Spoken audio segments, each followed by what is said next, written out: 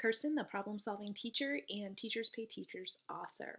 So, my big goal for the month of February is to kind of tackle Pinterest. I've used Pinterest a lot for searching for things like activities for my toddler, activities for my classroom, but I have never gone about creating pins originally on my own. So my goal for this month is to try to create a pin for every item in my TpT store.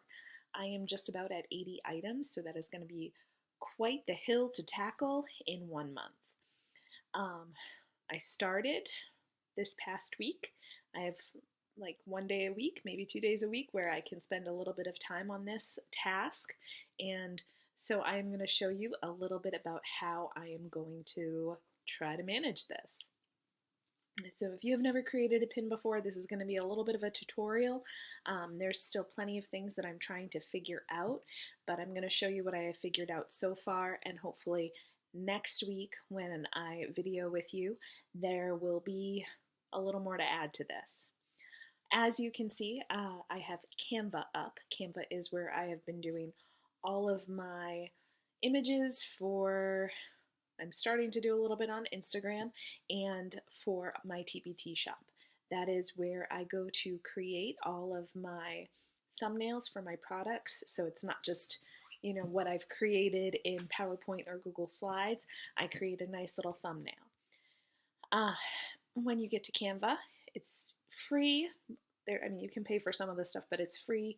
You sign in right here. This is where everything starts, create a design. I am going to be creating, I just type here, I'm going to be creating a Pinterest pin. It gives me a little canvas, the perfect size with all of the dimensions that I'm going to need. Now, I am a big believer in working smarter, not harder. So, I'm going to take, this is I had already had it pulled up. Canva saves all of your designs for you. This is my life skills bundle that I created. So I created 7 choice boards of different life skills. So I think it's an amazing little activity that teachers can assign. It gets the kids off the screens, it gets the teachers off the screens. I feel like it's a little bit of a stress reducer. So it took me a while to figure this out, so I'm going to show you again. In order to copy more than one thing in Canva, the best way to do it, it's kind of like Google Slides. You click outside of your image, and then you drag your mouse across all of the items, and that will select everything. I have found that this is one of the most efficient ways to do it. It took me a while to figure it out. Now, everything is a different size here, but I'd rather pull everything over all at once and then resize some things than do it all over again. I've found that for some reason, even when I'm doing it this way, my background doesn't come over, but still that's only one more thing that I have to go and get. It's already in my uploads because I've already done it once. So it's there, I just have to go grab it real quick. I simply have to resize it and make a nice little Canva. Once it's sized, I will right click and I will send it to the back. So just like any product you create, the layering is very important. When I create Pinterest pins, I usually do one that looks a lot like my shop. And my shop, I've kind of stuck with this format. I might try to branch out a little bit and, you know, create a little more variety on my shop shelves. But right now, my brand is pretty cohesive. Like if people see this, they know it's me because that's how my store looks. So right now, I'm just going to keep that cohesive look and maybe resize a couple of things and just move things around until it looks pretty decent. I might not even have it look super decent just so that we can get going. Now you'll notice that my Pinterest pin is much bigger than my Instagram square, which is what I use for my thumbnails on TpT. So here I'm just kind of moving things around. If you make a mistake, you can just undo. And when it looks decent, I'm not even going to have this one probably look super decent, so that I can show you the next step. If you haven't tried Canva, I do recommend it. It was recommended to me by somebody I follow to learn about all things teachers pay teachers, and it has not disappointed me yet. I have recently started using the app on my phone for Instagram, to try to kind of work on that part of the whole TpT world. It is a process to learn all the things TpT. All right, so I have 7 different choice boards available, and then I put them all together as one. So this is my bundle. Okay, now normally what I would do is I would duplicate the page, I would shift some things around, I would do some different designs. If I show you this one that I did, this is a pin that I made. You can see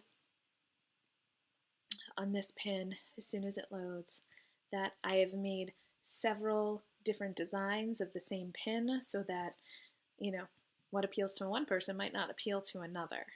So trying to catch people's attention, I've made a few different designs. So, but once you pull the stuff over and you duplicate, if you're moving things around, it's not hard to create more than one design. So I definitely like the duplicate option. Once you have your pin, you download it. They have all of the settings all set for me. I don't have to touch any of those numbers. Maybe somebody who is better with technology than me would, but to me, they've set it for me. I'm going to trust them. So that is now in my downloads folder. The next thing I'm going to do is I'm going to go to my Pinterest. I already have my pin up, my Pinterest board up, and I'm going to go to create. I'm going to create a pin. I'm not on a story pin yet. I'm just going to create a pin. They have, this is where I'm going to put it. So I go to my downloads folder. My pin is actually right here. I don't even have to open the folder all the way. Drop it in. All right. Tell everybody what your pin is about. For this, I'm not reinventing the wheel. I go into edit, and as I find my description that I've already done for TpT, I've already written all about this pin. Here it is. I can take that, copy it. Now, right now, this is what I'm doing. I'm still working on learning the SEO, the search engine optimization of Pinterest. So I may need to go back and adjust these in the future, but for right now, this is making my life a little bit easier, and it's helping me to get my pins up and out there. I think also as I start to look at the analytics on Pinterest, I'll start to notice what works and what doesn't, and I can start to make adjustments on my pin based on that. So if I vary some of these descriptions, if I see some of the things I take out, like right now, this is too long, so I'm going to take out this includes piece, and now I have some more room. So as I alter these things and I see what Pinterest really picks up on, what teachers are really searching, I think that will help me. Now I'm going to add to this great for elementary and middle school. so that there's a little bit of more of a age description in there. Okay, here, the destination link. I can just put the link to my TpT store. However, I'm not going to be doing that. I'm gonna get out of my edit mode here. Here, I'm going to copy my URL. So highlight it, copy, Control C is what I do. TpT has a I don't even remember what it's called, UTM builder. I just searched it, and so the UTM is a fancy way of saying when people click on my pin, if I use this feature here, if I use this, then when people click on my pin, I will know it. It will tell me in my TpT shop. So let me show you that. So when I go into my TpT store,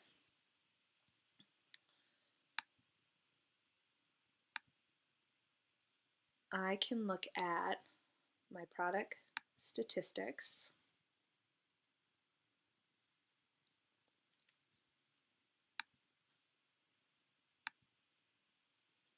I feel like I'm looking at the wrong thing. I'm sorry, my dashboard. If I look at my dashboard and I click on the traffic tab,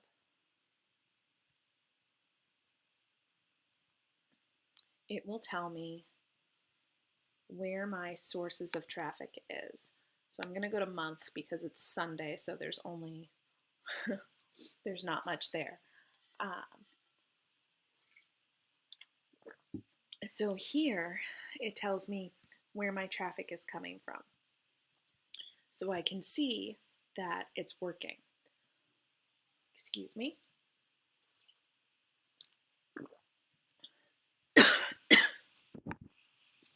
Okay, so my source is going to be Pinterest. My campaign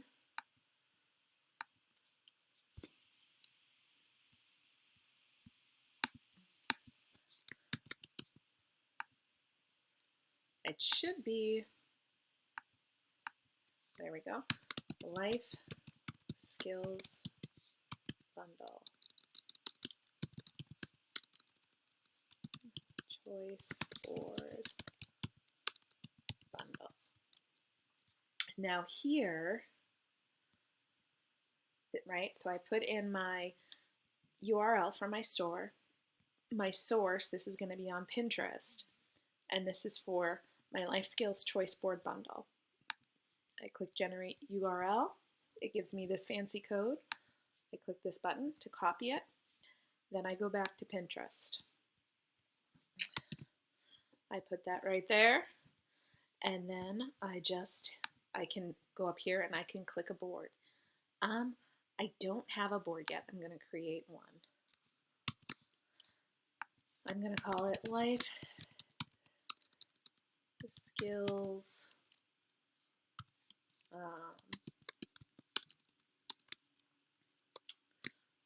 Real World Learning.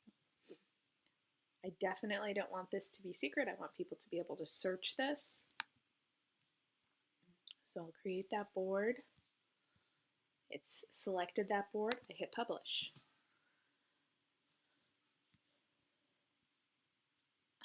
You know what I just realized I didn't do? I didn't put a title on this pin. So I'm going to have to go back into that pin and put a title. But you can see I've started to make a few pins, and I can continue to make more pins. I'm going to keep working on this Pinterest thing, hopefully get a pin for every item in my store this month. The couple of things that I still need to work on. I need to work on my SEO. I've heard mixed reviews. I want to be able to save my pins to multiple boards. I've found that tricky. So I want to save my pins to multiple boards and group boards. Some people have said group boards are like dead. They're not useful. They don't drive traffic. And I've heard people say They're really great. I've gotten so much from group boards. So I want to see how to do it and try to figure that out. And then a lot of it is just experimentation and trying to figure out what works and doing more of what works by looking at my analytics. So hopefully this gave you some ideas and helps you out as you maybe are beginning Pinterest.